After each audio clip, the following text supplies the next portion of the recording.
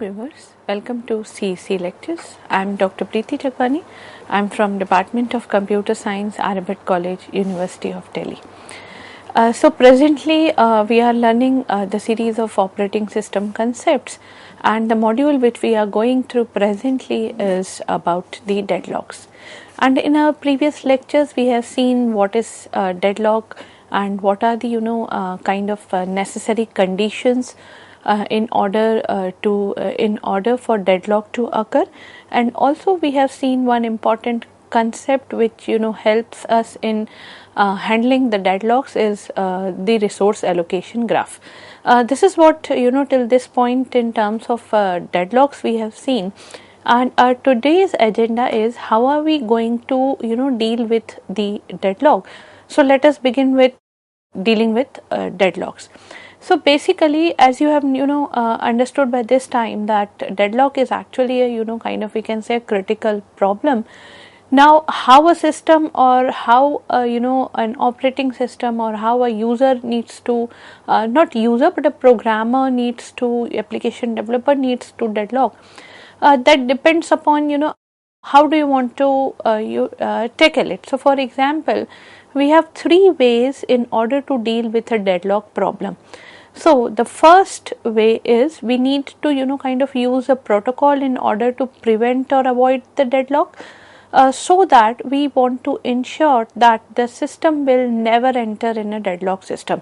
So that means we want to prevent the deadlock from happening, or we can say we want to avoid the deadlock. That is one strategy in order to deal with the deadlock problem.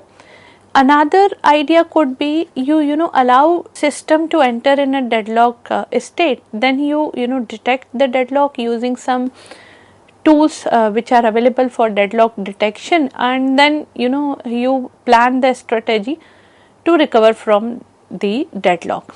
And the third one is you actually ignore the problem altogether and you pretend that deadlocks never occur in the system. So first strategy is to deal with is to kind of we can say prevent or avoid the deadlocks. The second strategy says let the system go into a deadlock state whenever it is happening, then we need to detect the deadlock and then recover from it. And we can say the third idea is ignore the problem altogether, ignore the problem of deadlocks altogether and pretend that deadlocks will never occur in the system. So basically if we talk about the third solution, which is, or the third thing, which is ignoring the problem altogether, you will be surprised to know that most of the operating systems go with this strategy, that they ignore the problem altogether and they assume that the deadlock never occur in the system. And what operating systems I am talking about is the very famous operating system Windows itself and Unix too. So it is the solution, the third one, that is ignoring the problem, is the one used by the most operating system. Now what will happen when your operating system is not ready to kind of we can say mitigate the strategy or mitigate the deadlock thing. So in that situation the onus comes up to the application developer that if operating system is altogether not kind of handling the deadlock or it is ignoring the problem of deadlock, now the onus is upon the application developer that they should write the programs in order to handle the deadlocks, or they should write the programs which we can say through which the deadlocks can be handled. So this is what we talked about, the third strategy in which the application developer is kind of we can say handling the deadlock, but your operating system is altogether ignoring it. Now what about the first two schemes in which we want to, the first scheme says we want to ensure that the deadlocks never occur. That means we want our system in to be in such a state that it is able to kind of prevent the deadlock, or it is kind of we can say ready to avoid the deadlock. So basically in that situation, when we want to ensure that the deadlock never occurs, we want to either prevent the deadlock or we want to kind of avoid the deadlock. We have a set of methods for ensuring that at least one of the necessary conditions should not hold.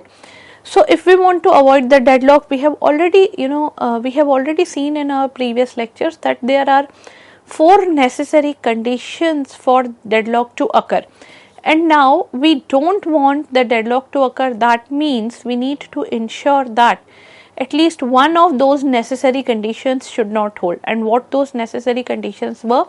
Those were mutual exclusion, hold and wait, no preemption, and circular wait. And I have also told you that these conditions are actually not completely independent. So all these 4 conditions, or kind of at least one of these necessary conditions, if not holding, then we can avoid the deadlock, or we can prevent the deadlock from occurring. So basically these methods, which is the set of methods or ensuring that at least one of those 4 necessary conditions should not hold, these methods prevent the deadlocks by constraining, by putting a constraint on how request for resources can be made. So when we talk about the methods in which the prevention or avoidance of deadlock is going to happen, then these methods are actually putting some rules and regulations, or they are putting some constraints on how a process is actually we can say requesting for the resource. So each and every process is not allowed to request for the resource as and when it needs and in the amount which it needs. So it is not allowed. The resource request is being constraints here. So basically what kind of constraints I am talking about? So the constraints is the process should be clear in itself that which of the resources and how many resources it is going to use, it is going to request during its whole lifetime, and this information has to be submitted to the operating system in advance. So that means that's a kind of, I can say, an additional information which concerns that which resource process will request and use during its lifetime. And with this additional knowledge, we can operating system can decide that whether the each request process for each whether in order to request for the resource, the process should wait, or it can immediately throw on the request onto the system, or whether it should wait. So that's what the kind of you need to submit, or a process need to submit the requirement in well in advance, we can say, as a part of additional information, and this information is to be given to the operating system. And with this information, it will be decided that process needs to wait or process needs not to wait in order to make a request. So now we also with this we can say advanced information, system can also decide that whether the current request can be satisfied or it must be delayed. Now how the system is going to decide that whether the request should be satisfied or whether the request should be delayed. There are some parameters of it. These parameters are the we can say the total resource state of the system at that particular point of time. That includes what are the resources currently available, then what are the resources currently allocated to each process, and apart from that, the future request and the release of each process. That means what resources are available with the system, what resources are available to the processes or allocated to the processes, then what are the requests which are going to be kind of we can say made in the future, and at what point of time these processes are going to release the resources which they have which they have been allocated with or which they have acquired. So in order to kind of, we can say, take the stock of the whole situation of the resources, and then the system may decide that whether we need to the current request given by a particular process will be satisfied or it is going to be delayed. If the whole state, all of the resource state is in such a situation that giving more resources or allocation of more resources may result the system to get into a deadlock, then obviously the request must be delayed. Or if we are kind of in a situation which is not triggering the deadlock, even for the future request it is not triggering the deadlock, then the current request can be satisfied. So basically, if we want to see what is going to happen when a deadlock occurs. So for example, there are prevention mechanism, there are avoidance mechanism, okay, we agree with that. But even in that case, what happens when by chance a deadlock is occurring? So what what is the situation of the system when a deadlock occurs? So if the system is not going to employ a prevention or an avoidance scheme or avoidance algorithm, then the third situation which we have seen earlier, that a deadlock situation may arise. Now what happens that the system can provide an algorithm that examines the state of the system to determine that whether the deadlock has occurred, and an algorithm to recover from the deadlock must also be supplied. So that means when a deadlock is occurring, in absence of the prevention or avoidance algorithm, then there should be some mechanism in order to determine that the deadlock has occurred, and not only the deadlock has not only the mechanism to determine the deadlock has occurred, but also now the deadlock has occurred, then we also need an algorithm to recover from that particular deadlock. Now in absence of the algorithms to detect and recover from the deadlocks which are required here, the system is already in a deadlock state, and the agony will be that it has no way of recognizing what has happened. That means the system has entered into the deadlock. Why it has entered into this deadlock? Because there were no prevention or avoidance scheme. Now when the system has entered into the deadlock, the actual expectation is to kind of detect the deadlock, that deadlock has occurred, and some solutions should be provided for that particular situation. But what happens if we don't have any mechanism to detect and recover from the deadlocks? Then the problem here is that system is not aware of that deadlock has happened, and it has no way of recognizing that kind of deadlock has happened, and in absence of that information, the undetected deadlock will result in the deterioration of system performance. How? Because in case of the deadlock, resources are being held by the processes. These processes cannot move further because these are kind of, we can say, deadlock process. The deadlock has already occurred, and these processes are deadlocked processes, and system is not aware of the deadlock, and eventually more and more processes are making request. They are kind of entering into the deadlock state, and ultimately the system will stop functioning, and it has to be restarted manually. So I am just kind of recapping this whole mechanism in a nutshell, that we need avoidance or prevention mechanism. If we don't have any avoidance or prevention mechanism, then the system is going to enter into the deadlock. After the system enters into the deadlock, we must have some mechanism to detect the deadlock and to kind of, we can say, and to recover from deadlock. Now what happened that we don't have that mechanism? That means the deadlock is going undetected, and your system is not aware that the system is in the kind of deadlock. more and more processes are coming, more and more requests for the resources are coming from those processes, and as they make request for more resources, more processes are entering into a deadlock state, and ultimately system is going to be completely crashed. It will stop functioning and it will need to be restarted manually, because ultimately we don't have any system to come out from that particular deadlock.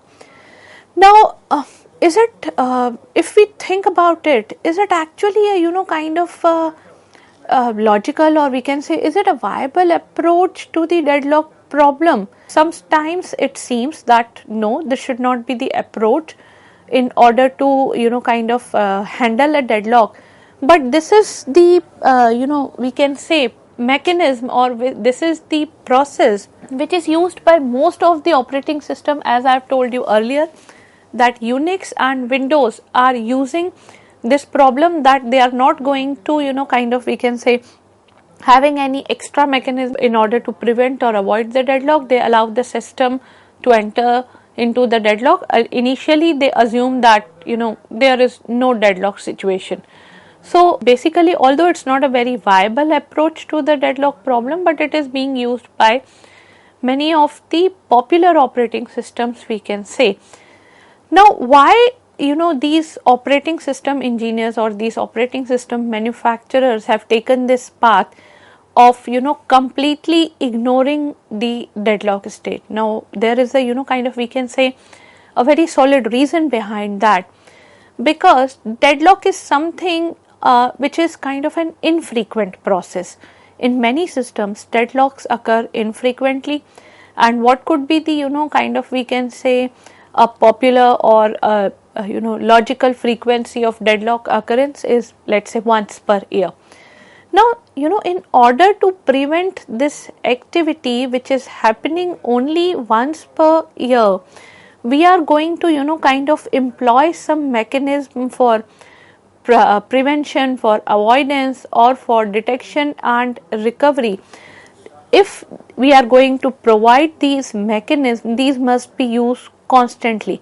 So obviously, I mean, which one is a we can say cheaper idea? Just ignoring the deadlock and handle the situation we can say manually as and when it comes, because the frequency is, we are saying that it is once per year, or using some continuous methods of providing prevention, avoidance, detection and the recovery. So obviously ignoring and then restarting the system manually is a cheaper idea as compared to employing all these methods which must be used constantly. Now another thing comes up, is it is it always that the manual recovery has to be happen, or we have some other mechanism of recovering? Now let's say manual recovery methods for the frozen conditions may simply be used for deadlock recovery too. Now what do I mean by this frozen condition? This frozen conditions is say that let us try to understand this term frozen condition. So this frozen condition is when a real time process which is running at the highest priority, or maybe we can say it is running on a non-preemptive scheduler, it is, as it is a real time process, it is never returning the control to the operating system, and it is it keeps on running and running. So that means in that situation we say that our system is in a frozen state, because only one particular process is running continuously and it is not returning control to the operating system. So there are mechanism, or there are recovery methods. They could be manual recovery methods in order to come out of these frozen conditions. These manual recovery methods will simply be used for the deadlock recovery situations as well. So that means even for that particular activity which is as infrequent as being once in a year or happening once in a year, we have some mechanism which are available in this system, and those mechanisms can simply be used for deadlock recovery too. So most of the operating systems have, kind of, we can say, adopted the path of ignoring the deadlock altogether and, kind of shifting or, handling it using manual recovery methods as and when it comes. So this was about the, kind of the third statement which we have seen in handling the deadlocks, that ignore the problem altogether, and then we will see as and when it comes up. Now coming to the, prevention of deadlock. Now let's say, for example, we want to ensure that the deadlock should be, kind of prevented, or we want to ensure that the deadlock should not occur. We want to prevent the deadlock. Now how are we going to prevent the deadlock? We have seen the 4 conditions which are necessary for a deadlock to occur. So that means we need to stop at least one condition from those particular 4 conditions, which are mutual exclusion, hold and wait, no preemption, and circular wait. And we need to ensure that at least one of these conditions should not hold, and we will be able to prevent the occurrence of deadlock. Now taking these 4 conditions into our kitty, we need to see how these 4 conditions can be, we can say, prevented from occurring. So let us begin with our first condition, which was mutual exclusion. Now if we talk about the term mutual exclusion, this mutual exclusion condition is holding, or it must hold, we can say, for non-shareable resource. If a resource is shareable, for example, there is a read-only file, that's a shareable resource, there is no need of mutual exclusion, because many of the processes can, kind of access that read-only resource, read-only file in the, simultaneously in the shareable mode, and the system will not lose its the system will not lose its consistency. So that is okay. But if we talk about some non-shareable resources, for example, a printer cannot simultaneously, shared by several processes, and it is, kind of printing some 3 pages of one particular process and then some 2 pages from another process. So that is that is something which is going to give us, we can say, inconsistent results. So a printer being a non-shareable resource which cannot be shared by several processes, then we need to ensure that the mutual exclusion condition must hold for these type of non-shareable resources, but shareable resources can be used simultaneously by many processes.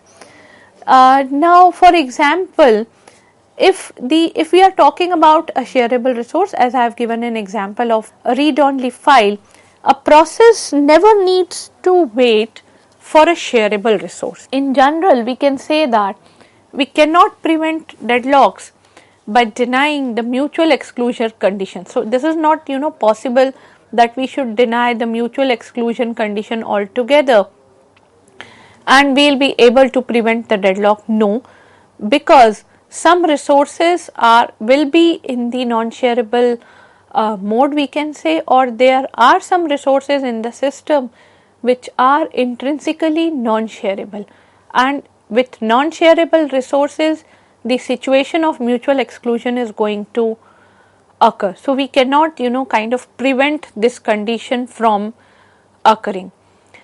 Now the second condition, which was about hold and wait. Now to ensure that this hold and wait condition never occurs in the system, what do we need to do?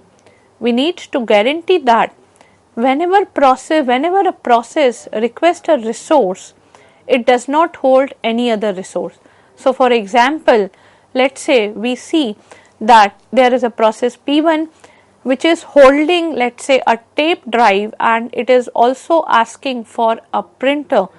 Then we need to, guarantee that this process should not be given, the printer unless it is, kind of by the time it is holding this tape drive. So for this we need to, also have some protocols, some mechanism. So there can be, 2 protocols. So, one protocol that can be used is requiring each process to request and allocate its resources before it begins the execution. That means within the when the process is entering into the system, it will give a request for all the resources which it is looking for, and then it will be allocated all the resources before it is going to begin the execution. Another alternative protocol for ensuring the hold and wait condition should not occur is about allowing a process to request the resources only when the process is having no resources. That means the protocol allows a process to request resources only when it has none. So, with these two protocols, yes, we can ensure the hold and wait condition will not occur into the system, but these two protocols are having their own we can say pros and cons that we will be seeing in our upcoming lectures. Now, let me summarize the lecture which we have seen today. That initially we have seen what are the mechanism of handling the deadlocks. Those are prevention, avoidance, then let the system enter into the deadlock and then kind of detect it and come out of it, or ignore the problem altogether. And then we have seen how are we going to prevent the deadlock, and we have seen two conditions which are mutual exclusion and hold and wait, how these conditions should be kind of tackled in order to prevent the deadlock. We are still left with two more conditions here, which are no preemption and hold and wait, and we also need to see the pros and cons of the two protocols which we have just mentioned in case of hold and wait. All this in our upcoming lecture. Hope you have enjoyed the lecture. Thank you for a patient hearing.